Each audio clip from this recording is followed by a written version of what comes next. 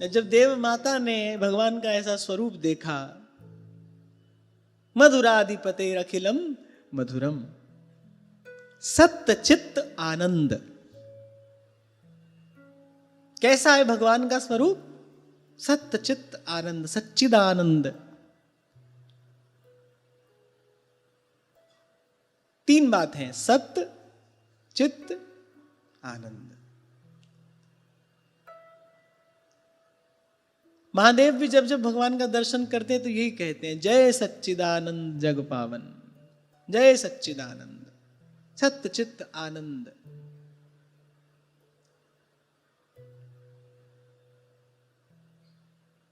सत्य माने सत्य है, सदा है, एक रस,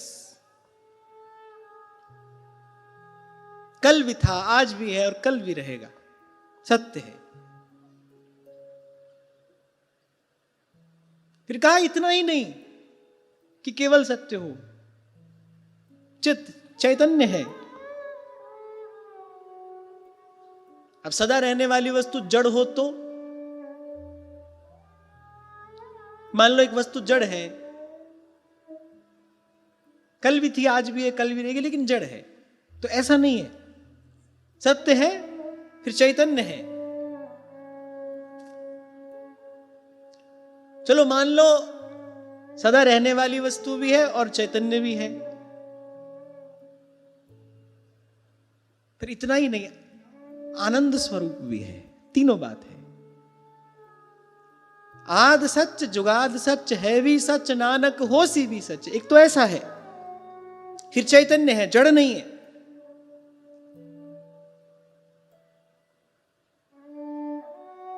अभी तीसरी बात, आनंद स्वरूप है। कहीं भी भगवान का नाम हो, भगवान का रूप हो, भगवान की लीला हो, भगवान का धाम हो, आनंद है, आनंद स्वरूप है। इसीलिए कहा सच्चित आनंद, सच्चिदानंद, जय सच्चिदानंद। तो जब देव माता अदिति ने वो सच्चिदानंद घन विग्रह भगवान को देखा अपने आंगन में, मेरी कोख से भगवान प्रकट हुए हैं, वो तो कुछ कह ही नहीं सकी। आश्चर्य और आनंद दोनों में भर गई, बस नेत्रों से अविरल अश्रुधार प्रवाहित हो रही है। मेरा कार्य सिद्ध करने के लिए अजन्मा भगवान जन्म ले रहे हैं। आश्चर्य भी है, इस बात का आश्चर्य भी है, अजन्मा भगवान जन्म ले रहे हैं। अरे जिनका नाम लेने वाला जन्म मृत्यु से पार हो जाता है, जिनका नाम जन्म मृत्यु से पार कर देने वाला है, वो भगवान मेरे आंगन में जन्मे हैं, मेरी कोख से जन्मे हैं। आश्चर्य भी है। और फिर भगवान का स्वरूप ऐसा है, अधरम मधुरम वदनम मधुरम नयनम मधुरम हसितम मधुर। कैसा है? अनुभव रूपम। कितना भी कोई कह ले, युग युग तक कहता रहे, पर भगवान का स्वरूप कैसा है? संत कहते हैं मेरे नैना ही बस जाने। अनुभव रूपम। कैसा है भगवान का रूप? तो अनुभव का ही विषय है। खूब सबने कहा है, कह रहे हैं और कहते रहेंगे, और क्यों ना कहें। भगवान के स्वरूप का, भगवान के स्वभाव का, भगवान के गुण का गान करने से 10 दिशाओं का मंगल होता है, रोम रोम पवित्र होता है, कहना ही चाहिए, पर कहा जा नहीं सकता। ऐसा है ये नहीं कहा जा सकता।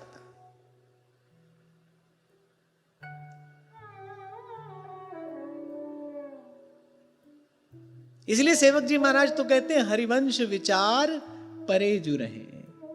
वो जो रूप है ना, बस उसका विचार किया जाता है, उसका चिंतन किया जाता है, कैसा है, कहा नहीं जा सकता। ऐसे भगवान को जब अपने सन्मुख देखा देव माता ने, तो पहले तो बड़ा आश्चर्य हुआ। देखो अजन्मा भगवान जन्म ले रहे हैं।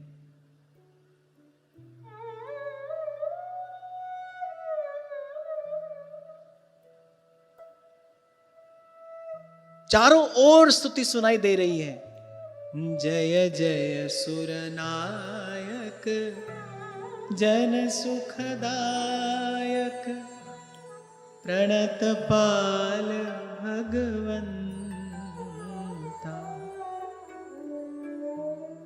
गोद्विज हितकारी जय असुरारी सिंधु सुता प्रिय कंता। और गोस्वामी जी कह रहे हैं जही सृष्टि उपाई त्रिविध बनाई संग सहाय न दूजा सो करऊं अघारी चिंत हमारी जानिए भगति न पूजा। वस्तुतः जब प्रभु सन्मुख होते हैं ना तब ये समझ में आता है कि भाई इनसे प्रेम के अतिरिक्त और कुछ भी नहीं किया जा सकता। वो स्वरूप ऐसा है, वो जब सन्मुख होता है, अरे मांगना जाचना तो बहुत पहले ही छूट जाता है। आप देखो श्री ध्रुव जी के प्रसंग में भी मन में कुछ अभिलाषा लेकर भगवद आराधन किया, लेकिन जब भगवान को देख लिया ना फिर कहा कि अरे क्या क्या सोच कर आए थे हम, इनसे भी कुछ लिया जाना चाहिए। अरे कोटि कोटि प्राण इन पर न्यौछावर करने चाहिए। ऐसा भगवान का रूप है। तभी मैंने कहा कि कोई युग युग कहता रहे कह नहीं सकता, तो अनुभव रूपम कहने की बात नहीं है। क्यों कहा जाता है दसों दिशाओं का मंगल होता है, भीतर बाहर पवित्रता का संचार होता है, और फिर जीवन का लाभ भी यही है। वाणी मिली किस लिए है? ऐसे नेत्रों का फल यही तो है, देखूं भरी लोचन हरि भव मोचन। ऐसे वाणी का लाभ क्या है? वाणी गुणानुकथन है। अब पर वो तो जिसने देखा है, जिसके हृदय ने अनुभव किया है, वो ही जानता है।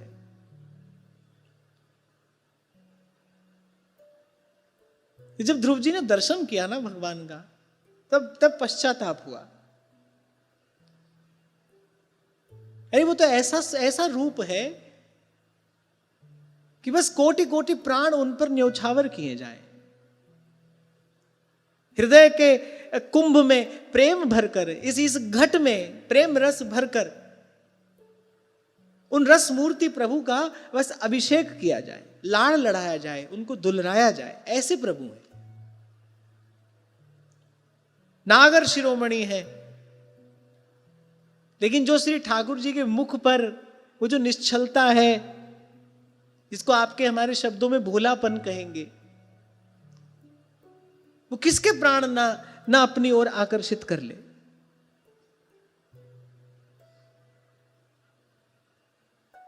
तो चारों ओर स्तुति का स्वर सुनाई पड़ रहा है। और महर्षि कश्यप और देव माता अदिति का वो पवित्र आंगन है जहां आज भगवान प्रकट हुए हैं, भक्त वत्सल भगवान प्रकट हुए हैं। स्तुति के शब्द सुनाई दे रहे हैं। जेहि सृष्टि उपाई त्रिविध बनाई संग सहाय न दूजा सो करऊं अघारी चिंत हमारी जानिए भगति न पूजा। तो देव माता तो आश्चर्य और आनंद में भरी कुछ कह नहीं पाई।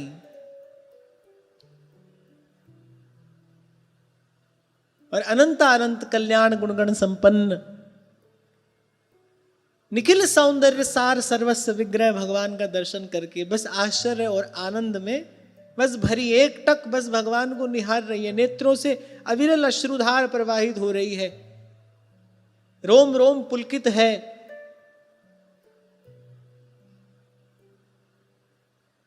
और महर्षि कश्यप, उन्होंने जब यह आश्चर्य अपने सन्मुख घटते हुए देखा कि देखिए भगवान अपनी योग माया से शरीर धारण करके मेरे सन्मुख खड़े, क्योंकि वो तो ज्ञानी है ना, सर्वत्र व्याप अंतर्यामी परमेश्वर का भजन करने वाले हैं, उन्होंने जब आज भगवान का ये दिव्य विग्रह देखा, जय हो प्रभु, आपकी जय हो, आपको बारंबार प्रणाम है, प्रणाम है, प्रणाम है।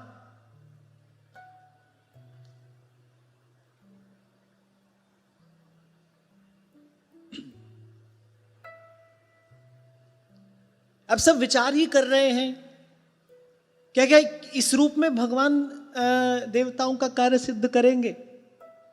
अभी सब अपने मन में विचार ही कर रहे थे, और श्री सुखदेव जी महाराज ने कहा, परीक्षित, भगवान ने जो परम कांतिमय, वो अद्भुत, वो सुंदर, वो विलक्षण आभूषण एवं आयुधों से युक्त वो जो दिव्य विग्रह धारण किया था, बोले उसी से देखते ही देखते सबके सन्मुख भगवान ने वामन ब्रह्मचारी का स्वरूप धारण कर लिया। बोले ठीक वैसे ही जैसे नट अपना भेष बदल लेता है ना, ऐसे ही देखते देखते, जैसे कौशल्या अंबा के सन्मुख भगवान प्रकट हुए, चतुर्भुज रूप था, और देखते ही देखते सुनि बचन सुजाना रोदन ठाना, हुई बालक सुरभूपा, ये चरित जे गावै, हरि पद पावै, तेना परई भवकूपा। और श्री सुखदेव जी महाराज कह रहे क्यों ना हो, इसलिए तो अद्भुत कर्मणा है भगवान, अद्भुत है भगवान की लीला, समझ से परे लीला तेरी तू ही जाने, समझ से परे है। कौतुकी है भगवान, कौतुक करते हैं, हां, पर भगवान ये खेल खेलते अपने भक्तों के ही संग हैं। भक्ति महारानी की कृपा से ही लीलाधारी भगवान की लीला का दर्शन, उसका आस्वादन संभव है।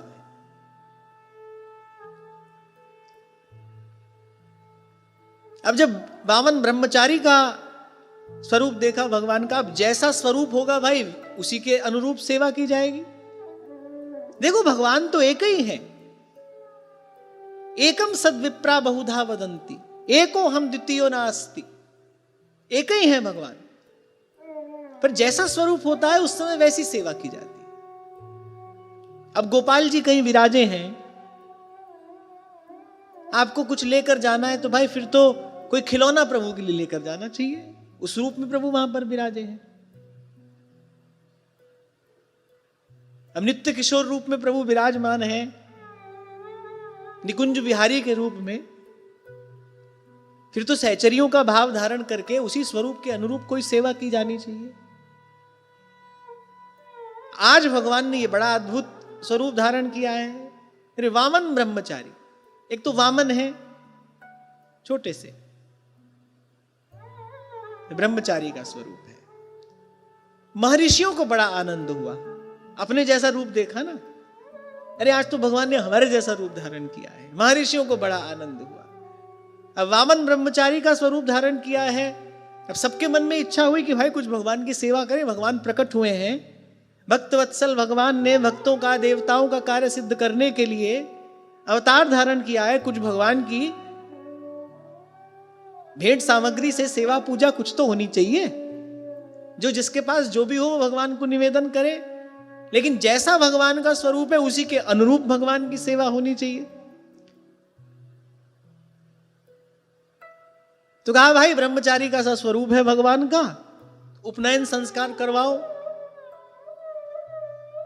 तो कह रहे गायत्री के अधिष्ठात्र देवता स्वयं सविता ने उनको गायत्री का उपदेश किया।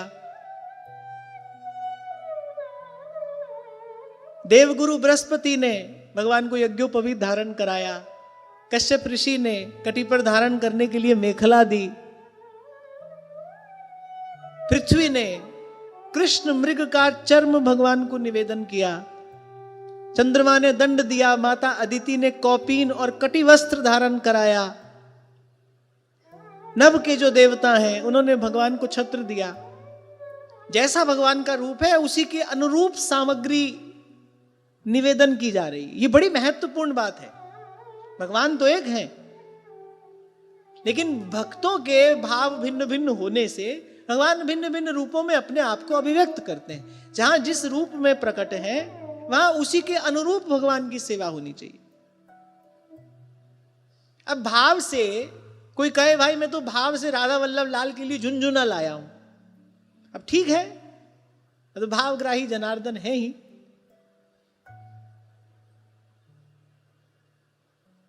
ठीक है, कोई लाया है तो ठीक है, पर उत्तम बात यही है जिस स्वरूप में प्रभु विराजमान है उसी स्वरूप के अनुरूप भाव हो, उसी स्वरूप के अनुरूप सेवा सामग्री हो, फिर प्रभु को निवेदन की जाए। अब देखो ब्रह्मचारी का स्वरूप है ना, अब देने को तो भाई ये सब लोग दिव्य वस्त्र आभूषण भी भगवान को दे सकते थे, नहीं, किसी ने यज्ञोपवीत धारण कराया, धरती माता ने कृष्ण मृग का जन्म दिया, ब्रह्मचारी के स्वरूप के अनुरूप तो यही है। माता अदिति ने कौपीन और कटिवस्त्र धारण कराया, आकाश के जो देवता हैं उन्होंने भगवान को हाथ में रखने के लिए छाता दिया। जब यज्ञोपवीत संस्कार होता है तब ये सब कराया जाता है ना, तो भगवान को हाथ में रखने के लिए छाता दिया। ब्रह्मा जी ने कमंडल दिया, सप्त ऋषियों ने कुश, और देवी सरस्वती ने रुद्राक्ष की माला भगवान को पहनाई। इस रीति से भगवान का उपनयन संस्कार संपन्न हुआ। जब संस्कार के अंत में क्या किया जाता है, भिक्षा पात्र हाथ में लेकर, भिक्षा होती है ना, तो यक्षराज कुबेर ने उनको भिक्षा का पात्र दिया। ध्यान देने की बात क्या है, जैसा भगवान का स्वरूप है उसी के अनुरूप सामग्री भगवान को निवेदन की जा रही, ये बात ध्यान रखने की है। अब हमको हमारे आचार्य ने जो रस रूप प्रदान किया है, हमको उसी भाव के अनुकूल अनुरूप सेवा करनी है, उसी भाव के अनुरूप सामग्री प्रभु के चरणों में निवेदन करनी है। तो यक्षराज कुबेर ने भिक्षा का पात्र दिया और स्वयं भगवती अन्नपूर्णा ने सबसे पहले भगवान को भिक्षा दी। इस प्रकार जब सब लोगों ने वटु वेशधारी भगवान का सम्मान किया, भगवान ब्रह्म ऋषियों की सभा में शोभायमान हुए, और फिर जिस कार्य के लिए भगवान का अवतार हुआ है उस कार्य की सिद्धि के लिए भगवान चले कहां, बलि की यज्ञशाला की ओर। अब सर्वशक्तिमान भगवान है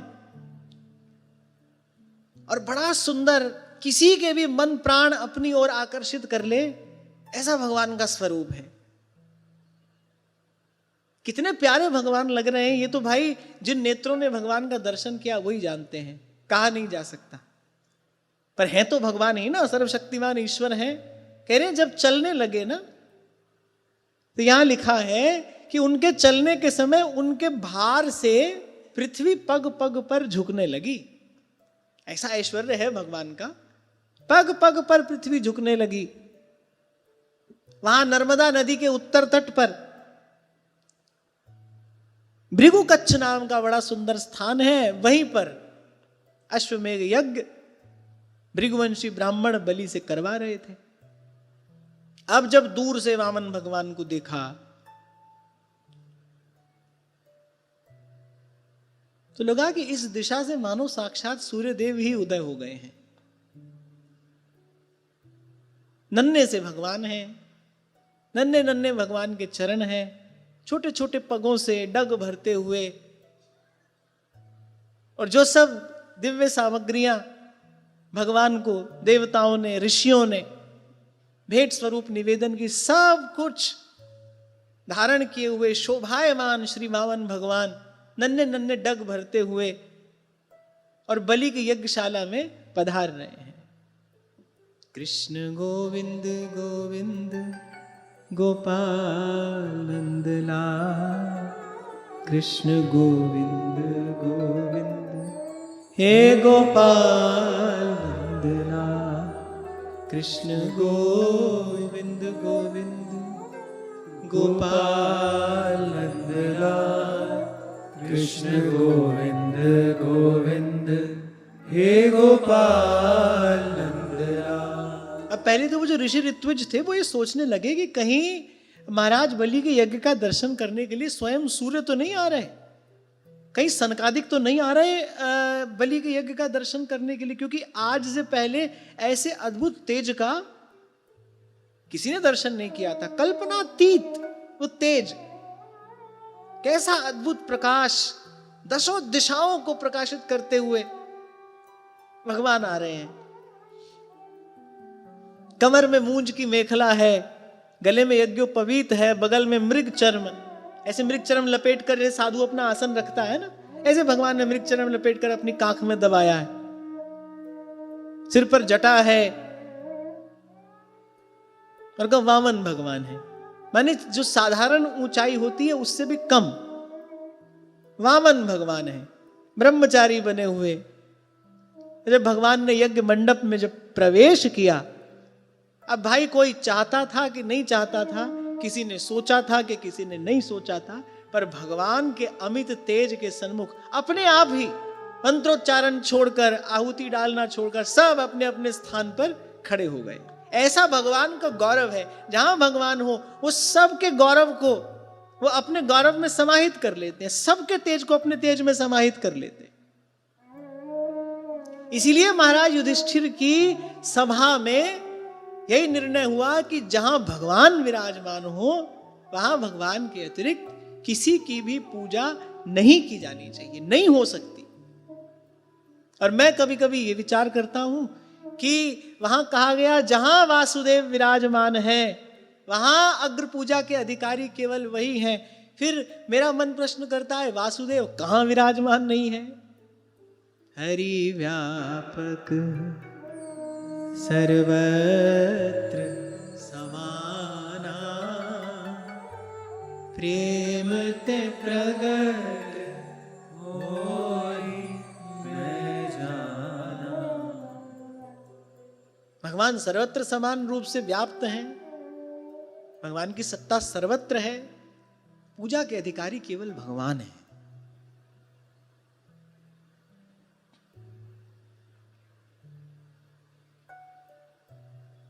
सब कुछ उन्हीं को शोभा देता है। ये तो हाड़ मांस का पिंड है भाई,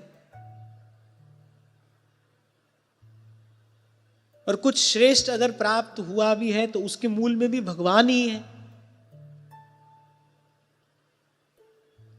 अब मान लीजिए मैं यहां बैठा हूं, कारण क्या है? भगवान की कथा ही तो कारण है, भगवान ही तो कारण है। भगवान का नाम, भगवान का लीला गुण, यही तो एकमात्र कारण है। वो हट जाए फिर क्या है? कुछ भी नहीं। कहीं भी कुछ श्रेष्ठ है तो मूल में देखो भगवान ही है, पूजा के पात्र भगवान है।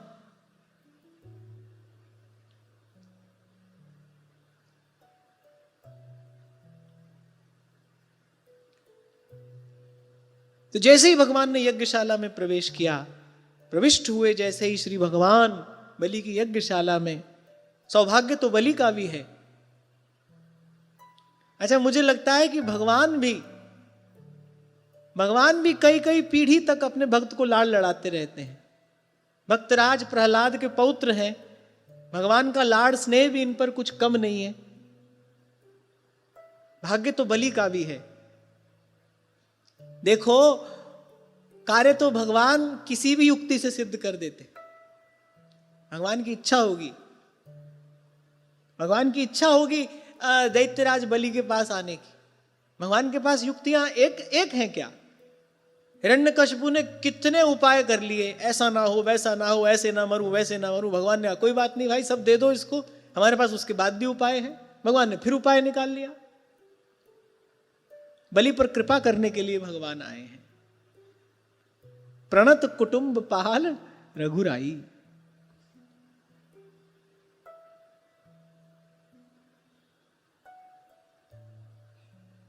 तो जैसे ही भगवान प्रविष्ट हुए, भगवान के उस अमित तेज को देखकर रुक गया मंत्रोच्चारण। सब ऋषि ऋत्विज जो भी वहां यज्ञशाला में थे, सब के सब जैसे ही भगवान प्रविष्ट हुए, जो कि त्यों अपनी सब क्रिया छोड़कर खड़े हो गए। पता भी नहीं चला कब हाथ जुड़ गए सबके, पता ही नहीं चला कब मस्तक झुक गया सबका उन वामन भगवान के चरणों में। ऐसे श्री भगवान को बारंबार प्रणाम है, बारंबार प्रणाम। अच्छा, यह एक बात लिखिए, उनके तेज से सब प्रभावित भी हो गए और उनके तेज से सब निष्प्रभ भी हो गए। निष्प्रभ माने जैसे भगवान के तेज के सन्मुख सबका जो तेज था, बड़े बड़े तपस्वी तेजस्वी ऋषि वहां पर बैठे थे, सबका जो तेज था शांत हो गया। अंधेरे में टिमटिमाता है जुगनू, अंधकार में टिमटिमाता है जुगनू, सूर्य के प्रकाश में जुगनू को देखना भी संभव नहीं होता। ऐसे जब भगवान आए उस सभा में, वो जो सब बैठे थे वहां सब निष्प्रभ हो गए। भगवान के अमित तेज के सन्मुख सब नतमस्तक। तो सबके जुड़ गए हाथ, सबने प्रणाम किया, जय हो जय हो जय हो। ये आज कैसा अद्भुत दर्शन हमको हो रहा है। सब आपस में बात करने लगे, भाई कौन है?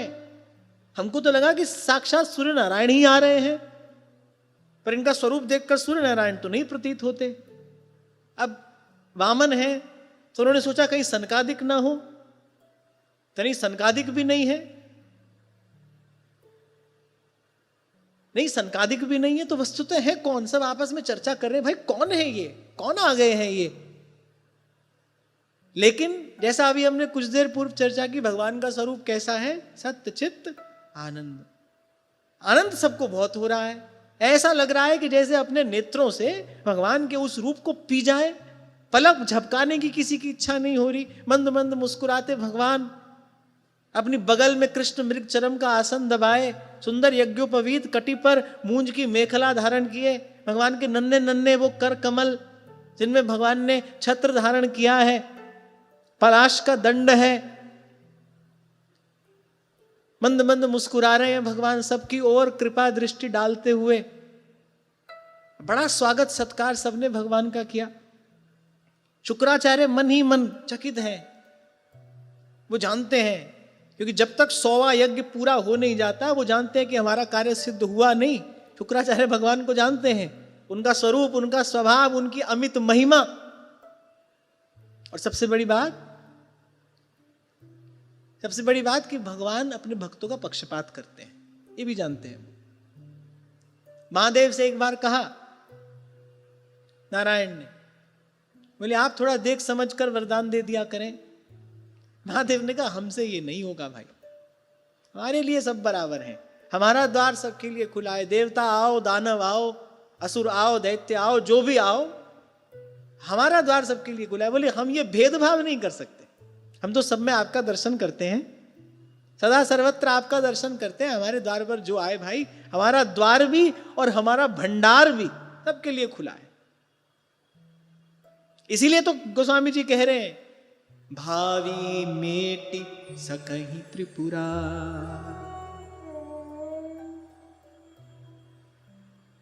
अच्छा है भी औढ़र दानी,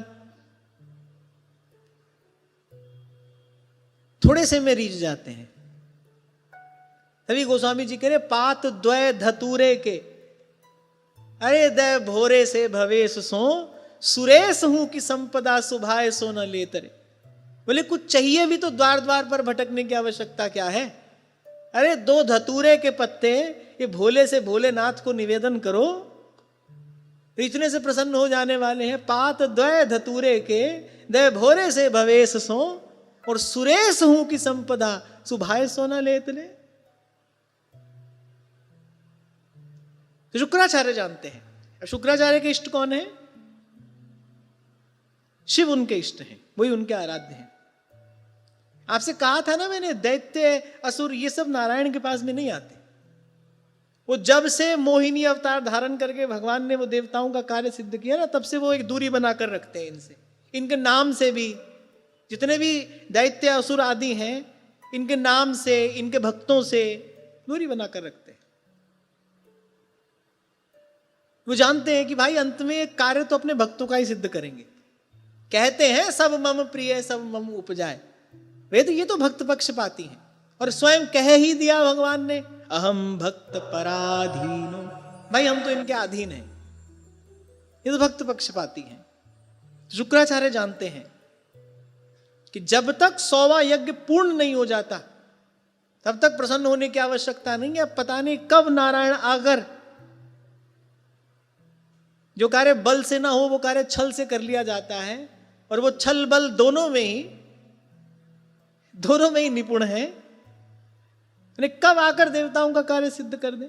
तो शुक्राचार्य के मन में कुछ आशंका है, हो ना हो, ये कोई और नहीं है, ना तो सूर्य है ना सनकादिक है, ऐसा तेज किसका हो सकता है। देखा ना शुक्राचार्य ने, जैसे ही वो वामन वेशधारी भगवान जैसे यज्ञशाला में प्रविष्ट हुए, अरे सब धरा का धरा रह गया, मंत्र आहुति सब जैसे बैठे थे वैसे ही खड़े हो गए, जय हो, हाथ जुड़ गए, सबका सिर नत है।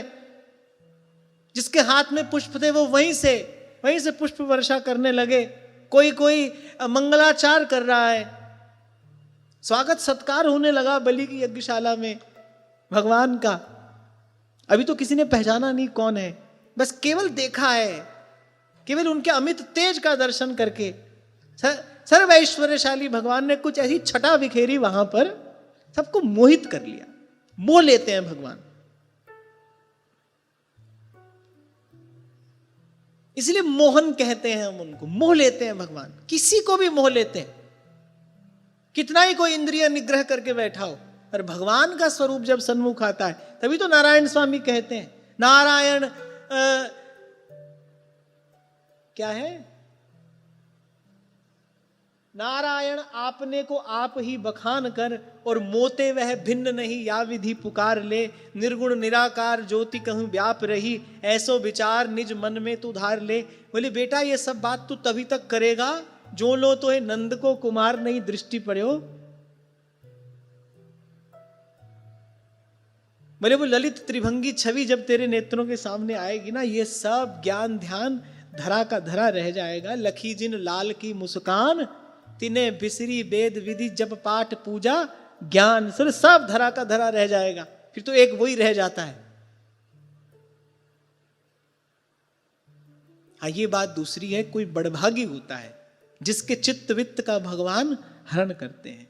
कोई परम सौभाग्यशाली होता है, जैसे रसखान ने कहा पूर्ण पुण्यनते रसखान, जिसके पुण्य पूर्ण हो जाते हैं उसको भगवान अपनी ओर मोहित करते हैं, उसको भगवान अपनी ओर आकर्षित करते हैं। नहीं तो भाई जीव तो माया से ही मोहित है। भगवान कभी कृपा करें, अपनी ओर खींच ले मन, फिर माया कुछ नहीं कर सकती। माया के स्वामी है ना, जीव मात्र को माया अपनी ओर मोहित करती है। ये माया श्री कृष्ण की मोयो सब संसार। मायापति कभी किसी जीव पर कृपा करते हैं, दिखा देते हैं उसको थोड़ी सी अपनी झलक, फिर माया कुछ नहीं कर सकती, फिर माया का प्रभाव निस्तेज हो जाता है, समाप्त हो जाता है। भगवान की कृपा से जीव माया के उस बंधन से सदा सर्वदा के लिए मुक्त हो जाता है।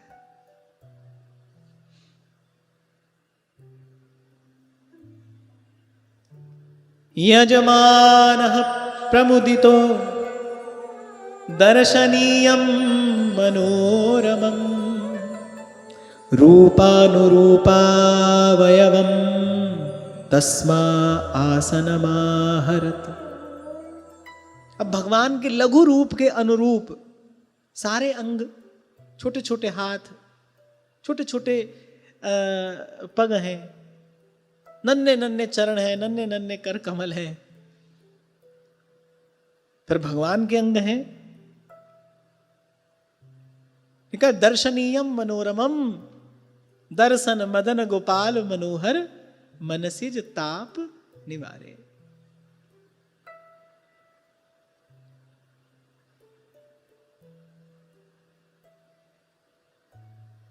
इति वदति तुलसीदास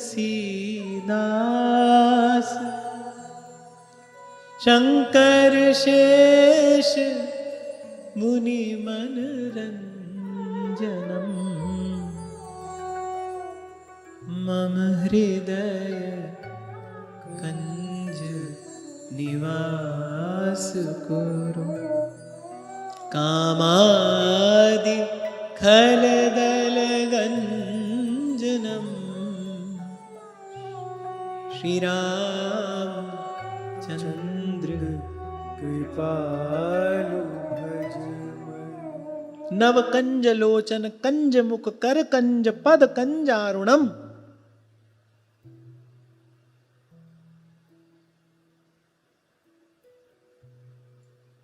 अच्छा, बलि को बड़ा आनंद हुआ। वो तो एकदम आनंद में भर गए। जैसे ही भगवान को देखा और भूल गए यज्ञ हो रहा है, भूल गए गुरुदेव वहां पर विराजमान है, मैं यज्ञ का यजमान हूं। अच्छा, और 100वां यज्ञ था, 99 तो हो ही गए थे। 100 यज्ञ के बाद फिर अखंड रूप से बलि का आधिपत्य हो जाता स्वर्ग के सिंहासन पर। 100वां यज्ञ थे, 99 हो गए थे। अच्छा, ये भगवान की लीला है। आएंगे अंत में, खूब 99 यज्ञ उनसे करा दिए, फिर आए, बीच ही में आ जाते, इतना परिश्रम कराया। ऐसे ही इनका स्वभाव है। सब हो गया, फिर आए 100वां यज्ञ। लेकिन बलि को बड़ा आनंद हुआ। शुक्राचार्य के मन में अनिष्ट की शंका है। उनका हृदय कह रहा है कि आज कुछ होने वाला है, ये कार्य पूर्ण होगा नहीं। और ये जो एकाएक, ये जो अमित तेजस्वी, ये वामन ब्रह्मचारी जो यज्ञशाला में प्रकट हो गया है, उनके मन में कुछ अनिष्ट की आशंका है। कहीं ऐसा ना हो कि ये सारा पुरुषार्थ आज निष्फल हो जाए, एक क्षण में निष्फल हो जाए। और जब बलि को आनंद में उछलते देखा शुक्राचार्य जी ने, कहा कि लगता है मेरे मन में जिस अनिष्ट की आशंका थी वही कार्य होने वाला है। अब बलि ने तो देखा ही नहीं किसी की ओर। यद्यपि होना तो ये चाहिए था, गुरुदेव जब विराजमान है तो जो भी किया जाए गुरु से आज्ञा लेकर गुरु के अनुगत्य में किया जाए।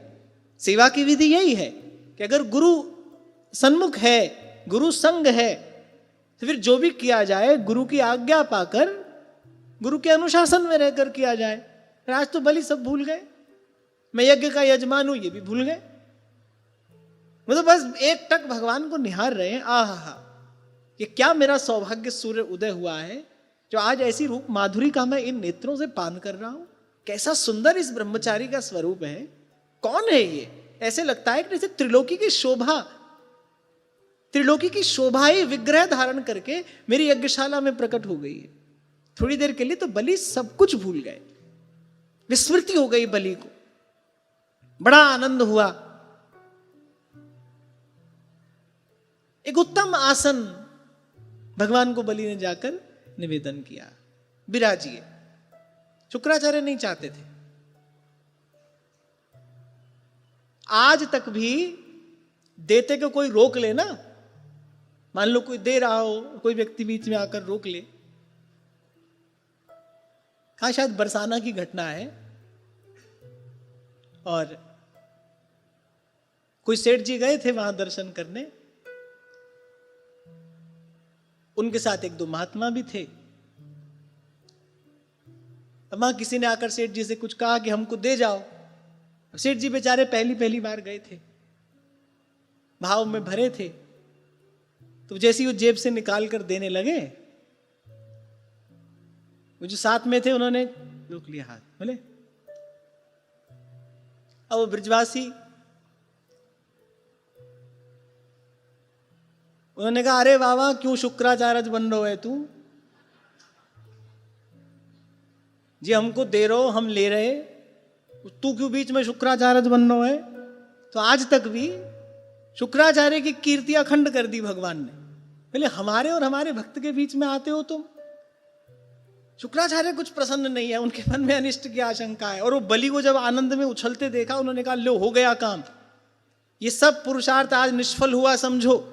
मेरी ओर तो देख ही नहीं रहे, मुझसे कुछ पूछा ही नहीं, कैसे कैसे भाव में भरकर और पूजा करने में लगे। अरे मुझसे पूछ तो ले कौन है। पर बलि को आज कोई सुध नहीं है, भगवान का दर्शन करके आनंदित हैं। उनको तो लगा कि सारे पुरुषार्थ आज प्राप्त हो गए, सब साधन पूर्ण हो गए। सुंदर आसन श्री भगवान को निवेदन किया। आगे की चर्चा कल करेंगे। आज की वार्ता यहीं श्री जी के चरणों में निवेदन करते हैं। महाराज श्री के चरणों में प्रणाम। आप सबके हृदय स्थित प्रभु को नमन।